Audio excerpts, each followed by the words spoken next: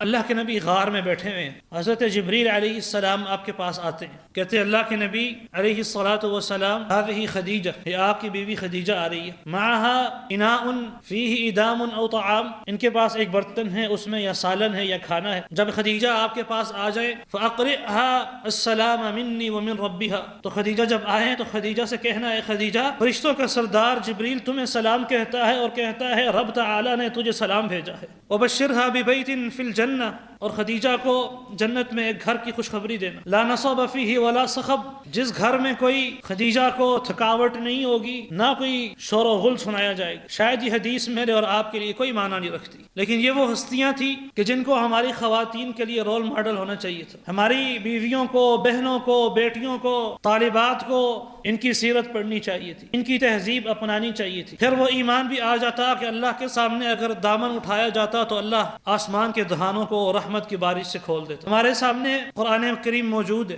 قرآن کریم میں سورۃ التحریم بھی موجود ہے۔ سورۃ التحریم میں اللہ نے اپنی ایک بندی کا ذکر کیا جس کا نام آسیہ بنت مزاحم ہے، جو فرعون کی بیوی ہے۔ وہ فرعون جس نے کہا تھا انا ربکم الاعلی، لوگو تمہارا سب سے بڑا خدا میں ہی ہوں۔ جب کوئی معاملہ ہوتا تو پوچھتی کہ من غلب، بتاؤ کون غالب آیا ہے، تو بتایا جاتا کہ موسیٰ اور ہارون علیہم الصلاۃ والسلام فرعون اور اس کے جادوگروں پر غالب آ گئے۔ کہتی آمنت برب موسیٰ و ہارون، میں موسیٰ اور ہارون کے رب پر ایمان لے آئی ہوں۔ فرعون پوچھتا اپنے وزیروں سے کہ بتاؤ آسیہ کے بارے میں تمہارا کیا خیال ہے، تو وہ کہتے کہ آپ کی بیوی ہے، محترمہ ہے، یہ اور وہ ہے، تعریفیں کرتے۔ پھر وہ کہتا ہے انہا تعبد ربا غیری، یہ میرے علاوہ کسی اور کی پوجا کرتی۔ تو اس کے وزیروں نے کہا اقتلها، قتل کر دو۔ کہا نہیں ایسے نہیں، آسیہ کے لیے ستونوں کو گاڑا گیا، پھر آسیہ کو لایا گیا اور اس کے ہاتھوں اور پاؤں میں کیلے میخیں ٹھونک دی گئی، اور فرعون نے اپنے وزیروں سے کہا کہ ایک بڑا بھاری پتھر لاؤ اور میری بیوی کے سر کے اوپر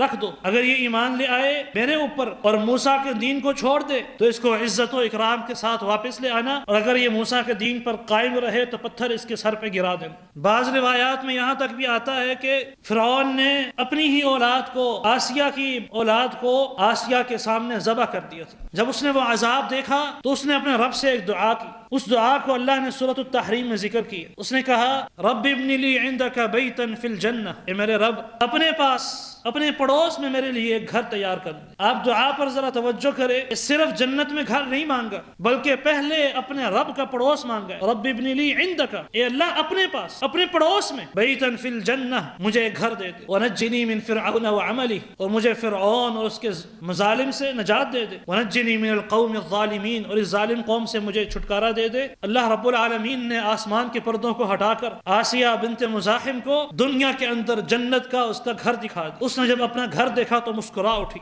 فرعون نے کہا الا تعجبون من جنونها، کیا تم اس کے پاگل پنے کو نہیں دیکھتے، میں اس پر کتنا ظلم کر رہا ہوں اور یہ ہنس رہی ہے۔ وہ نہیں جانتا تھا کہ جنت کی اس متلاشی عورت نے اپنے رب کے پڑوس کا سوال کرنے کے بعد دنیا میں اپنے جنت کا محل دیکھ لیا ہے، تو فرعون نے وہ چٹان اس کے اوپر گرا کے اس کو قتل کر دیا۔ ہم سب کو بھی پتا ہے کہ نبی صلی اللہ علیہ وسلم نے فرمایا جو انسان سبحان اللہ کہے اس کے لیے جنت میں درخت لگا دیا جاتا ہے۔ جو انسان دن میں 12 رکعتیں پڑھے، فجر سے پہلے 2، ظہر سے پہلے 4، بعد کی 2، مغرب کے بعد 2، عشاء کے بعد 2، اللہ رب العالمین اس کے لیے جنت میں گھر بنا دیتا ہے۔ ہم سب کو پتا ہے کہ نبی صلی اللہ علیہ وسلم نے فرمایا تھا جو عصر سے پہلے 4 رکعتیں پڑھے اس کے لیے جنت میں گھر بن جاتا ہے، لیکن ہمارے اندر وہ شوق ہی نہیں ہے کہ ہم جنت میں داخل ہوں۔